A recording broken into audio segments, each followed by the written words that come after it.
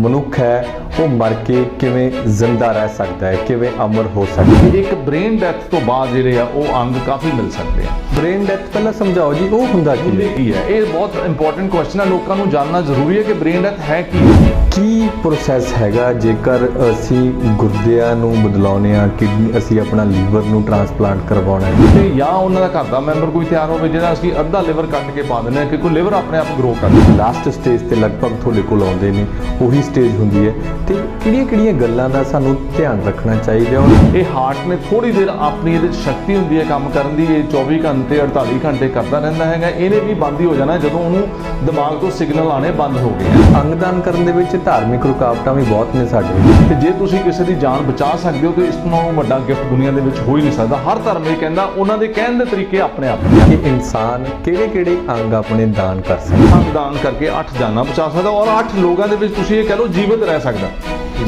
ਜਿਉਂਦਾ ਰਹਿ ਸਕਦਾ ਹੈ ਤੇ 50 ਹੋਰ ਲੋਕਾਂ ਦੀ ਮਦਦ ਕਰ ਸਕਦਾ। ਉਹ ਪ੍ਰੋਸੈਸ ਜਿਹੜਾ ਆਮ ਇਨਸਾਨ ਦੇ ਸਮਝ ਨਹੀਂ ਆਉਂਦਾ ਕਿ ਅਸੀਂ ਟ੍ਰਾਂਸਪਲਾਂਟ ਕਰਾਈਏ ਜਾਂ ਅਸੀਂ ਅੰਗਦਾਨ ਦਈਏ ਤਾਂ ਕਿਵੇਂ ਦੇ ਸਕਦੇ? ਇਹ ਤੁਹਾਡਾ ਸਵਾਲ ਬਿਲਕੁਲ ਠੀਕ ਹੈ ਕਿ ਬਹੁਤ ਗਰੀਬ ਲੋਕਾਂ ਨੂੰ ਟ੍ਰਾਂਸਪਲਾਂਟ ਦੀ ਲੋੜ ਹੈ ਲੇਕਿਨ ਉਹ ਕਰਵਾ ਨਹੀਂ ਪਾਉਂਦੇ। ਤਾਂ ਉਹਦੇ ਵਿੱਚ ਕਈ ਸਤਿ ਸ਼੍ਰੀ ਅਕਾਲ ਜੀ, ਹਕੀਕਤ ਟੀਵੀ ਪੰਜਾਬੀ ਦੇਖ ਰਹੇ ਸਾਡੇ ਸਾਰੇ ਦਰਸ਼ਕਾਂ ਦਾ ਸਵਾਗਤ। ਮੈਂ ਹਾਂ ਕਾਸਿਫ ਫਾਰੂਕੀ। ਇੰਨੇ ਦਿਨੀ ਲੁਧਿਆਣਾ ਦੇ ਚੰਡੀਗੜ੍ਹ ਰੋਡ ਤੇ ਸਥਿਤ ਇਕਾਈ ਹਸਪੀਟਲ ਕਾਫੀ ਚਰਚਾ ਦੇ ਵਿੱਚ ਹੈ।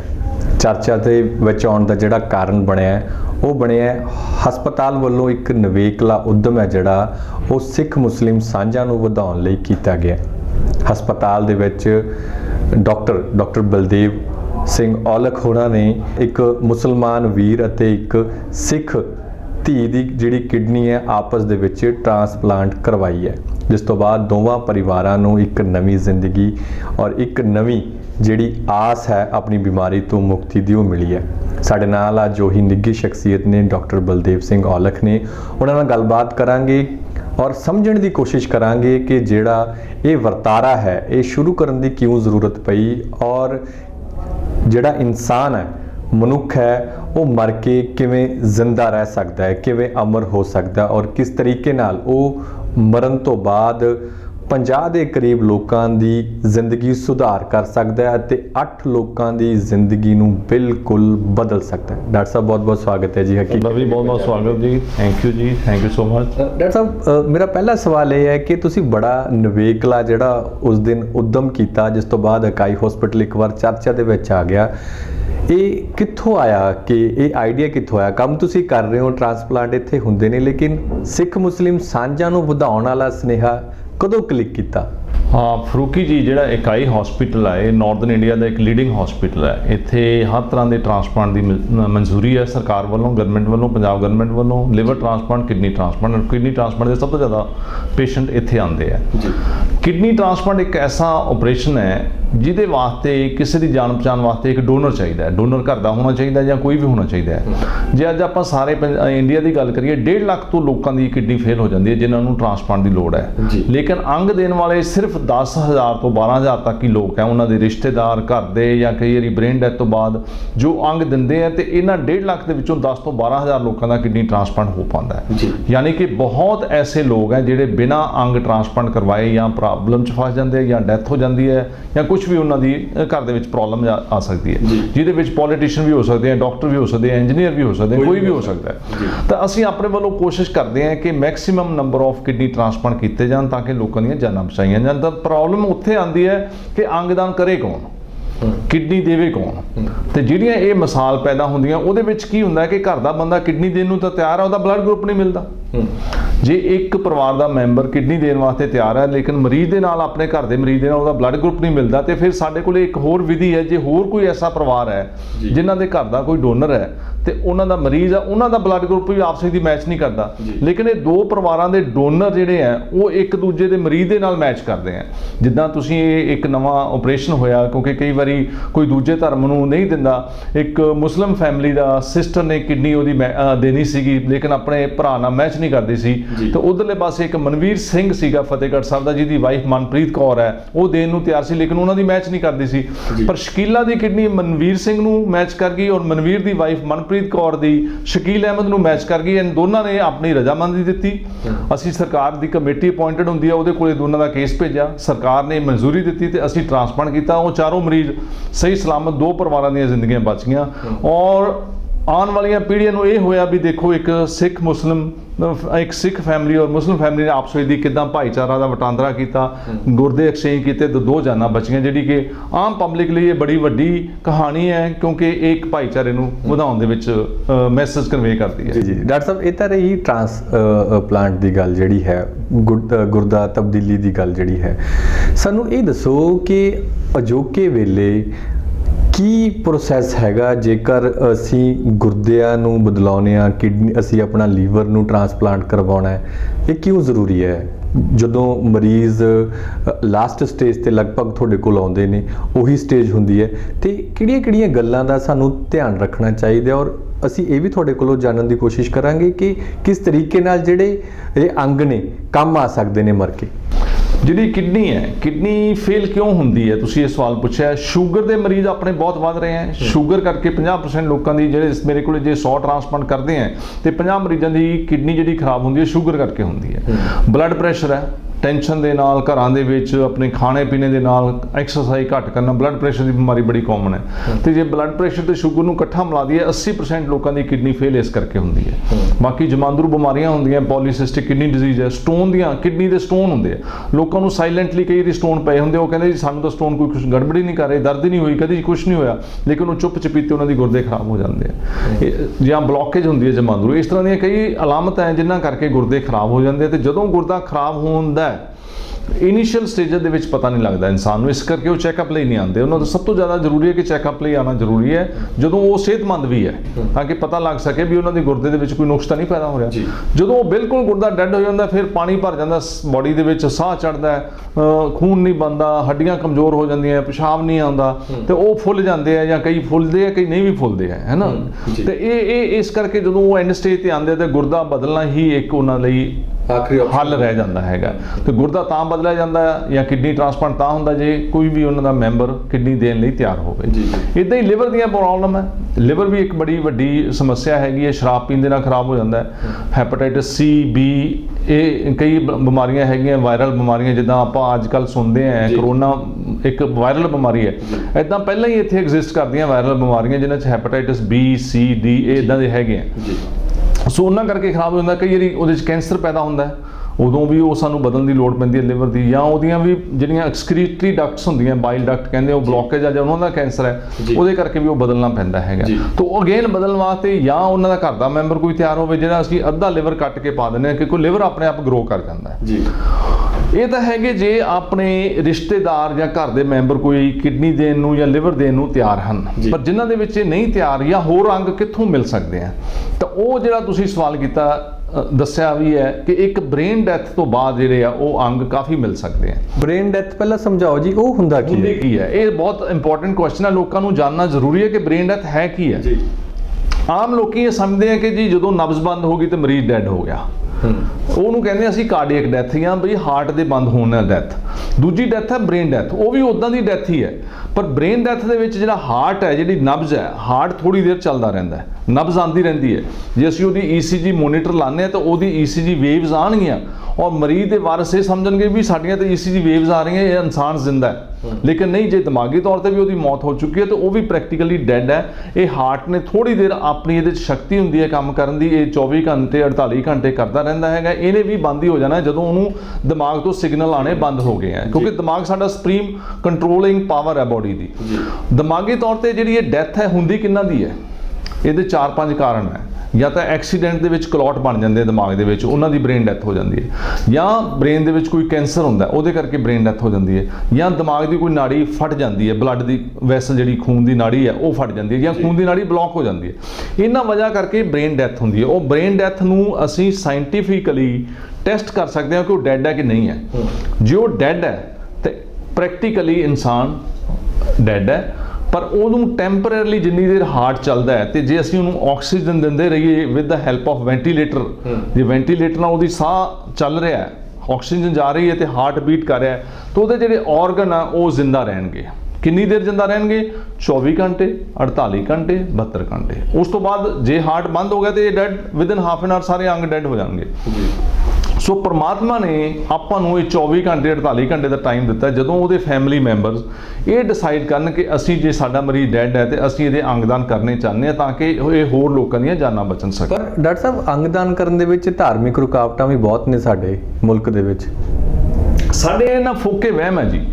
ਮੈਂ ਸਾਰੇ ਸਰੋਤਿਆਂ ਨੂੰ ਬੇਨਤੀ ਕਰਾਂਗਾ ਵੀ ਅੱਜ ਉਹ ਗੂਗਲ ਸਰਚ ਕਰਨ, ਗੂਗਲ ਤੇ ਲਿਖਣ ਵੀ ਵਿਚ ਰਿਲੀਜਨ ਸਟਾਪਸ ਆਰਗਨ ਡੋਨੇਸ਼ਨ, ਤਾਂ ਉਹਨਾਂ ਨੂੰ ਕੋਈ ਵੀ ਜ਼ੀਰੋ ਆਨਸਰ ਮਿਲੇਗਾ। ਮੀਨਿੰਗ ਦੇਅਰ ਬਾਈ ਕਿ ਦੁਨੀਆ ਭਰ ਦੇ ਸਾਰੇ ਧਰਮ ਜਿਹੜੇ ਹੈਗੇ ਆ ਉਹ ਅੰਗਦਾਨ ਨੂੰ ਪ੍ਰੇਰਿਤ ਕਰਦੇ ਆ। ਉਹ ਕਹਿੰਦੇ ਆ ਇਸ ਤੋਂ ਵੱਡਾ ਦੁਨੀਆ ਦੇ ਵਿੱਚ ਕੋਈ ਗਿਫਟ ਹੀ ਨਹੀਂ ਹੈ। ਜੇ ਤੁਸੀਂ ਕਿਸੇ ਦੀ ਆਪ ਤੋਂ ਚਲੇ ਗਏ ਹੋ ਤੇ ਜੇ ਤੁਸੀਂ ਕਿਸੇ ਦੀ ਜਾਨ ਬਚਾ ਸਕਦੇ ਹੋ ਤੇ ਇਸ ਨਾਲੋਂ ਵੱਡਾ ਗਿਫਟ ਦੁਨੀਆ ਦੇ ਵਿੱਚ ਹੋ ਹੀ ਨਹੀਂ ਸਕਦਾ। ਹਰ ਧਰਮ ਇਹ ਕਹਿੰਦਾ, ਉਹਨਾਂ ਦੇ ਕਹਿਣ ਦੇ ਤਰੀਕੇ ਆਪਣੇ ਆਪਣੇ ਆ ਹਰ ਧਰਮ ਦੇ।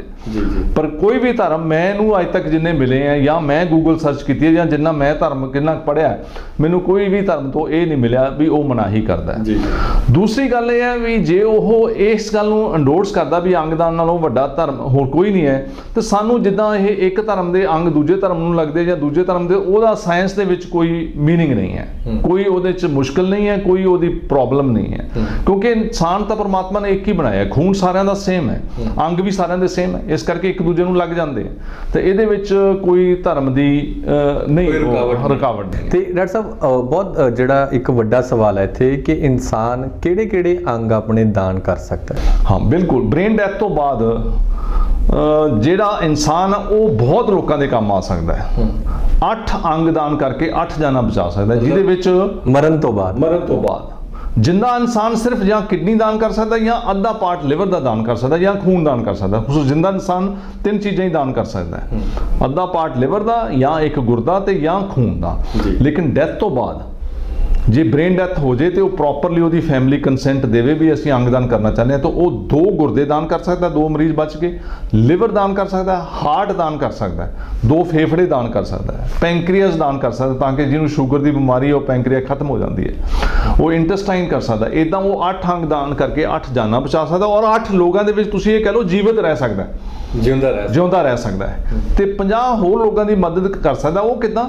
ਉਹ ਆਪਣੀ ਬੋਨ ਮੈਰੋ ਦੇ ਸਕਦਾ, ਬਲੱਡ ਵੈਸਲਸ ਦੇ ਸਕਦਾ, ਕਾਰਟਿਲੇਜ ਦੇ ਸਕਦਾ, ਹਾਰਟ ਵੈਲਵ ਦੇ ਸਕਦਾ, ਈਅਰ ਔਸੀਕਲਸ ਹੁੰਦੇ ਜਿਹੜੇ ਸੁਣ ਸ਼ਕਤੀ ਦੇ ਵਿੱਚ ਕੰਮ ਆਉਂਦੇ ਆ ਉਹ ਦੇ ਸਕਦਾ। ਉਹ ਛੋਟੀਆਂ ਸਾਡੀਆਂ ਇੱਕ ਟਿਸ਼ੂਜ਼ ਹੁੰਦੇ ਆ ਕਾਰਟਿਲੇਜ, ਉੱਦਾਂ ਦੀਆਂ ਅੰਗ ਦਾਨ ਕਰ ਸਕਦਾ ਹੈਗਾ, ਬੋਨ ਮੈਰੋ ਦਾਨ ਕਰ ਸਕਦਾ, ਹੱਡੀਆਂ ਦਾਨ ਕਰ ਸਕਦਾ। ਸੋ ਇਦਾਂ ਬੜੀਆਂ ਚੀਜ਼ਾਂ ਹੈਗੀਆਂ ਜਿਹੜੀਆਂ ਦਾਨ ਕਰਕੇ ਉਹ 50 ਲੋਕਾਂ ਦੀ ਹੋਰ ਮਦਦ ਕਰ ਸਕਦਾ ਹੈ। ਤੋਂ ਡੈਥ ਤੋਂ ਬਾਅਦ ਇੱਕ ਇਨਸਾਨ ਬਹੁਤ ਲੋਕਾਂ ਦੇ ਕੰਮ ਆ ਸਕਦਾ ਹੈ। ਪਰ ਇਹਦੇ ਵਾਸਤੇ ਸਾਡੀ ਸੁਸਾਇਟੀ ਨੂੰ ਅਵੇਅਰਨੈਸ ਹੋਣੀ ਚਾਹੀਦੀ ਹੈ। ਸਾਨੂੰ ਇਹ ਨਹੀਂ ਜੱਫਾ ਪਾ ਕੇ ਬੈਠ ਜਾਣਾ ਚਾਹੀਦਾ dead body once person is gone ਤਾਂ ਦੁਨੀਆ ਭਰ ਦੇ ਲੋਕੀ ਕਹਿਣਗੇ ਉਹਦੇ ਨਾਲ ਅਟੈਚਮੈਂਟ ਸ਼ੋ ਕਰਨੀ ਸ਼ੁਰੂ ਕਰਨਗੇ, ਜਿੰਦਾ ਚਾਹੇ ਉਹਦੇ ਨਾਲ ਲੜਾਈਆਂ ਕਰਦੇ ਹੋਣ, ਉਸ ਤੋਂ ਕਹਿਣਗੇ ਨਹੀਂ ਜੀ ਨਹੀਂ ਅਸੀਂ ਪੋਸਟਮਾਰਟਮ ਨਹੀਂ ਕਰਾਉਣਾ। ਇਹ ਸਾਰੇ ਮਿੱਥ ਹੈ, ਫੋਕੇ ਵਹਿਮ ਹੈ, ਇਹਦੇ 'ਚ ਕੋਈ ਪੋਸਟਮਾਰਟਮ ਨਹੀਂ ਹੈ। ਜਿਹੜਾ ਅੰਗਦਾਨ ਕਰਨ ਦੀ ਪ੍ਰਕਿਰਿਆ ਹੈ ਇਹ ਇੱਕ ਜਿੱਦਾਂ ਅਸੀਂ ਕਲੀਨ ਤਰੀਕੇ ਨਾਲ ਸਰਜਰੀ ਕਰਦੇ ਹਾਂ, ਇਹ ਉੱਦਾਂ ਹੀ ਇੱਕ ਸਰਜੀਕਲ ਪ੍ਰੋਸੀਜਰ ਹੈ। ਇਹਦੇ ਅਸੀਂ ਹਰ ਤਰ੍ਹਾਂ ਦੇ ਰਿਸਪੈਕਟ ਦੇ ਨਾਲ ਬੋਡੀ ਦੇ ਵਿੱਚੋਂ ਆਰਗਨ ਰਿਮੂਵ ਕੀਤੇ ਜਾਂਦੇ ਆ। ਉਹ ਕਿਉਂ ਕੀਤੇ ਜਾਂਦੇ? ਕਿਉਂਕਿ ਉਹਨਾਂ ਨੂੰ ਅਸੀਂ ਜੇ ਸਹੀ ਤਰੀਕੇ ਨਾਲ ਰਿਮੂਵ ਕਰਾਂਗੇ ਤਾਂ ਅੱਗੇ ਜਾ ਕੇ ਉਹ ਕੰਮ ਕਰਨਗੇ। ਤੇ ਇਸ ਕਰਕੇ ਇਹ ਕੋਈ ਆਟੋਪਸੀ ਨਹੀਂ ਹੈ, ਕੋਈ ਇਹ ਬੋਡੀ ਦੀ ਡਿਸਫਿਗਰਮੈਂਟ ਨਹੀਂ ਹੈ। ਅਸੀਂ ਪ੍ਰੋਪਰ ਸਰਜੀਕਲ ਪ੍ਰੋਸੀਜਰ ਨਾਲ ਹੀ ਉੱਦਾਂ ਹੀ ਉਹਨੂੰ ਸਟਿਚ ਬੈਕ ਕਰਦੇ ਹਾਂ ਤੇ ਕਿਸੇ ਨੂੰ ਵੀ ਇਹਦੇ ਵਿੱਚ ਅੰਗਦਾਨ ਕਰਨ ਦੇ ਵਿੱਚ ਗੁਰੇਜ਼ ਨਹੀਂ ਕਰਨੀ ਚਾਹੀਦੀ। ਜਿੱਦਾਂ ਮੈਂ ਦੱਸਿਆ 1.5 ਲੱਖ ਲੋਕਾਂ ਨੂੰ ਕਿਡਨੀ ਫੇਲਰ ਹੁੰਦੀ ਹੈ ਤੇ ਉਹਨਾਂ ਨੂੰ ਅੰਗਦਾਨ ਦੀ ਲੋੜ ਹੈ। ਉੱਦਾਂ ਹੀ ਸਾਡੀਆਂ ਜਿਹੜੀਆਂ ਬ੍ਰੇਨ ਡੈਥ ਦੇ ਲੋਕੀ ਆ ਉਹ ਵੀ 1.5 ਲੱਖ ਤੋਂ ਜ਼ਿਆਦਾ ਹੈ। ਤੇ ਜੇ ਉਹ ਸਾਰੇ ਲੋਕੀ ਅੰਗਦਾਨ ਕਰਨਾ ਸ਼ੁਰੂ ਕਰ ਦੇਣ ਤੇ ਸਾਡੇ ਇੰਡੀਆ ਦੇ ਵਿੱਚ ਅੰਗਾਂ ਦੀ ਘਾਟ ਬਿਲਕੁਲ ਖਤਮ ਹੋ ਜਾਏਗੀ। ਰੈਦਰ ਅਸੀਂ ਨੇਬਰਿੰਗ ਕੰਟਰੀ ਨੂੰ ਵੀ ਹੈਲਪ ਕਰ ਸਕਦੇ ਹਾਂ। ਇੰਨੇ ਆਪਣੀਆਂ ਬ੍ਰੇਨ ਡੈਥ ਹੋ ਗਏ ਤੇ ਇੰਨੇ ਆਰਗਨ ਵੇਸਟ ਜਾਂਦੇ ਆ ਜਾਂ ਤਾਂ ਕੋਈ ਦਫਨਾ ਦਿੰਦਾ ਤੇ ਜਾਂ ਉਹਨਾਂ ਨੂੰ ਕੋਈ ਬਰਨ ਕਰ ਦਿੰਦਾ, ਜਿੱਦਾਂ ਆਪਣੇ ਧਰਮਾਂ ਦੇ ਰਿਲੀਜੀਅਸ ਰਿਚੁਅਲਸ ਹੈਗੇ। ਜੀ। ਤੇ ਡਾਕਟਰ ਸਾਹਿਬ ਇੱਕ ਆਖਰ ਦੇ ਵਿੱਚ ਸਵਾਲ ਇਹ ਹੈ ਕਿ ਇਹ ਪ੍ਰੋਸੈਸ ਜਿਹੜਾ ਆਮ ਇਨਸਾਨ ਦੇ ਸਮਝ ਨਹੀਂ ਆਉਂਦਾ ਕਿ ਅਸੀਂ ਟ੍ਰਾਂਸਪਲਾਂਟ ਕਰਾਈਏ ਜਾਂ ਅਸੀਂ ਅੰਗਦਾਨ ਦਈਏ ਤਾਂ ਕਿਵੇਂ ਦੇ ਸਕਦੇ ਹਾਂ? ਜਿਹੜਾ ਤਾਂ ਅੰਗਦਾਨ ਲਿਵਿੰਗ ਪਰਸਨ ਨੇ ਦੇਣਾ, ਜੀਵਤ ਪਰਸਨ ਨੇ ਦੇਣਾ। ਉਹ ਤਾਂ ਜਦੋਂ ਵੀ ਮਰੀਜ਼ ਡਾਕਟਰ ਕੋਲੇ ਆਏਗਾ ਤੇ ਉਹ ਕਹੇਗਾ ਵੀ ਤੁਹਾਨੂੰ ਟ੍ਰਾਂਸਪਲਾਂਟ ਦੀ ਲੋੜ ਹੈ, ਤੁਹਾਡੇ ਘਰ ਦਾ ਕੋਈ ਡੋਨਰ ਹੈਗਾ, ਤਾਂ ਉਹ ਕੋਈ ਵੀ ਜਿਹੜਾ ਘਰ ਦਾ ਡੋਨਰ ਫਿੱਟ ਹੋਏਗਾ, ਅੱਗੇ ਆਏਗਾ, ਵੋਲੰਟੀਅਰ ਕਰੇਗਾ, ਉਹਦੇ ਟੈਸਟ ਕੀਤੇ ਜਾਣਗੇ ਤਾਂ ਉਹ ਅੰਗਦਾਨ ਦੇ ਸਕਦਾ ਹੈ। ਲੇਕਿਨ ਦਿਮਾਗੀ ਤੌਰ ਤੇ ਮੌਤ ਹੋਣ ਤੋਂ ਬਾਅਦ ਜਿਹੜੇ ਅੰਗਦਾਨ ਦੀ ਪ੍ਰਕਿਰਿਆ, ਇਹ ਲੀਗਲ ਪ੍ਰੋਸੀਜਰ ਹੈ। ਹਾਲਾਂਕਿ ਜੀਵਤ ਤੋਂ ਬਾਅਦ ਵੀ ਲੀਗਲ ਹੈ, ਪਰਮਿਸ਼ਨਸ ਲੈਣੀਆਂ ਪੈਂਦੀਆਂ, ਬਟ ਇਹ ਵੀ ਲੀਗਲ ਹੈ ਕਿਉਂਕਿ ਇਹਦੇ ਵਿੱਚ ਸਾਨੂੰ ਬ੍ਰੇਨ ਡੈਥ ਸਰਟੀਫਾਈ ਕਰਵਾਉਣੀ ਪੈਂਦੀ ਹੈ ਤੇ ਉਸ ਤੋਂ ਬਾਅਦ ਫੈਮਿਲੀ ਮੈਂਬਰ ਦੀ ਕੰਸੈਂਟ ਲੈ ਕੇ ਹੀ ਅੰਗਦਾਨ ਹੋ ਕੌਣ ਕਰ ਸਕਦਾ? ਕੰਸੈਂਟ ਕਿਹਦੀ ਲੈਣੀ ਜ਼ਰੂਰੀ ਹੈ? ਜਿਹੜਾ ਵੀ ਇਮੀਡੀਏਟ ਫੈਮਿਲੀ ਦਾ ਵਾਰਿਸ ਹੈ। ਜੇ ਕਿਸੇ ਦੇ ਹਸਬੈਂਡ ਦੀ ਡੈਥ ਹੋਈ ਹੈ, ਵਾਈਫ ਦੇ ਸਕਦੀ ਹੈ, ਬੱਚੇ ਦੇ ਸਕਦੇ ਆ ਕੰਸੈਂਟ, ਭੈਣ ਭਰਾ ਦੇ ਸਕਦੇ ਆ, ਤਾਂ ਉਹ ਕੰਸੈਂਟ ਦੇਣੀ ਬਹੁਤ ਜ਼ਰੂਰੀ ਹੈ ਕਿ ਉਹਦੇ ਬਿਨਾਂ ਡਾਕਟਰ ਅੰਗ ਰਿਮੂਵ ਨਹੀਂ ਕਰ ਸਕਦੇ। ਜਿਹੜੀਆਂ ਐਵੇਂ ਕਹਾਣੀਆਂ ਚੱਲਦੀਆਂ ਫਲਾਨੀ ਜਗ੍ਹਾ ਅੰਗ ਰਿਮੂਵ ਹੋ ਗਏ, ਇਹ ਸਭ ਐਵੇਂ ਬਣਾਈਆਂ ਮਨ ਘੜਤ ਕਹਾਣੀਆਂ।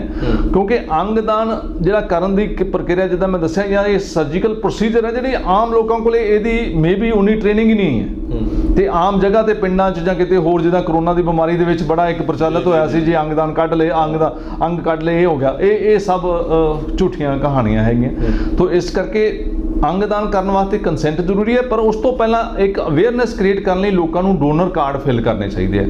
ਡੋਨਰ ਕਾਰਡ ਫਿਲ ਕਰਨ ਦਾ ਮਤਲਬ ਇਹ ਹੈ ਵੀ ਉਹ ਆਪਣੇ 2 ਫੈਮਿਲੀ ਮੈਂਬਰ ਦੇ ਸਾਈਨ ਕਰਵਾ ਕੇ ਇਹ ਆਪਣੀ ਇੱਛਾ ਜ਼ਾਹਿਰ ਕਰਦਾ ਹੈ ਕਿ ਮੇਰੀ ਮੌਤ ਤੋਂ ਬਾਅਦ ਮੇਰੀ ਕਿਡਨੀ ਦਾਨ ਹੋ ਜਾਣੀ ਚਾਹੀਦੀ ਹੈ, ਮੇਰਾ ਲਿਵਰ ਦਾਨ ਹੋ ਜਾਣਾ ਚਾਹੀਦਾ, ਮੇਰੀਆਂ ਅੱਖਾਂ ਦਾਨ ਹੋ ਜਾਣੀਆਂ ਚਾਹੀਦੀਆਂ।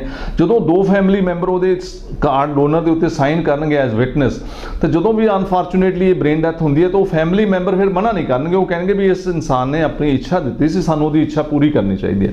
ਤਾਂ ਡੋਨਰ ਕਾਰਡ ਇੱਕ ਮੋਰਲ ਬਾਈਂਡਿੰਗ ਹੈ, ਇਹ ਲੀਗਲ ਬਾਈਂਡਿੰਗ ਨਹੀਂ ਹੈ ਵੀ ਜੇ ਡੋਨਰ ਕਾਰਡ ਫਿਲ ਕਰ ਦਿੱਤਾ ਤੇ ਫਿਰ ਫੈਮਿਲੀ ਮੈਂਬਰ ਦਾ ਕੋਈ ਉੱਥੇ ਰੋਲ ਹੀ ਨਹੀਂ ਰਹਿ ਜਾਂਦਾ ਨਾ। ਸਾਡਾ ਲਾਅ ਇਹ ਕਹਿੰਦਾ ਹੈ, ਇਹਨੂੰ ਇਨਫੋਰਮਡ ਕੰਸੈਂਟ ਕਹਿੰਦੇ ਆ, ਕਿ ਡੈਥ ਤੋਂ ਬਾਅਦ ਉਹਦੇ ਜਿਹੜੇ ਵਾਰਿਸ ਆ ਉਹਨਾਂ ਦੀ ਕੰਸੈਂਟ ਬਹੁਤ ਜ਼ਰੂਰੀ ਹੈ। ਆਸਟਰੀਆ, ਫਰਾਂਸ, ਕਈ ਕੰਟਰੀ ਆਪਣੇ ਯੂਰਪੀਅਨ, ਆਸਟਰੀਆ ਹੋ ਗਿਆ, 3-4 ਹੋਰ ਕੰਟਰੀ, ਉੱਥੇ ਕੀ ਹੈਗੀ, ਸਪੇਨ, ਪ੍ਰਜ਼ਿਊਮਡ ਕੰਸੈਂਟ ਹੈ। ਪ੍ਰਜ਼ਿਊਮਡ ਕੰਸੈਂਟ ਦਾ ਮਤਲਬ ਇਹ ਹੈ ਕਿ ਹਰ ਇਨਸਾਨ ਉੱਥੋਂ ਦਾ ਜਿਹੜਾ ਸਿਟੀਜ਼ਨ ਹੈ ਉਹ ਬਾਈ ਬਰਥ ਆਰਗਨ ਡੋਨਰ ਹੈ। ਤਾਂ ਜੇ ਉਹਦੀ ਬ੍ਰੇਨ ਡੈਥ ਹੁੰਦੀ ਹੈ ਤਾਂ ਉੱਥੋਂ ਦੇ ਡਾਕਟਰ ਨੂੰ ਇਹ ਅਥਾਰਟੀ ਹੈ ਕਿ ਉਹਦਾ ਉਹ ਆਰਗਨ ਰਿਮੂਵ ਕਰਕੇ ਕਿਸੇ ਹੋਰ ਤੇ ਟ੍ਰਾਂਸਪਲਾਂਟ ਕਰ ਸਕਦੇ ਆ। ਅੰਟਿਲ ਅਨਲੈਸ ਉਹ ਬੰਦਾ ਜਾਂ ਇਨਸਾਨ ਜਾ ਕੇ ਕੋਰਟ ਦੇ ਵਿੱਚ ਕਵੇ ਕਿ ਮੈਂ ਅੰਗਦਾਨ ਨਹੀਂ ਕਰਨਾ ਚਾਹੁੰਦਾ, ਉਹ ਉਲਟਾ ਹੈ। ਸੋ ਉਹਨੂੰ ਕਹਿਣਾ ਪਏਗਾ ਕਿ ਮੈਂ ਨਹੀਂ ਦਾਨ ਕਰਨਾ ਚਾਹੁੰਦਾ, ਤਾਂ ਉਹਦੇ ਰਿਮੂਵ ਨਹੀਂ ਹੋਣਗੇ ਆਰਗਨ। ਸੋ ਉੱਥੇ ਪ੍ਰਜ਼ਿਊਮਡ ਕੰਸੈਂਟ ਹੈ, ਇੰਡੀਆ ਦੇ ਵਿੱਚ ਇਨਫੋਰਮਡ ਕੰਸੈਂਟ ਹੈ। ਇਹ ਫਰਕ ਹੈ ਕੁਝ ਕੰਟਰੀ ਦਾ।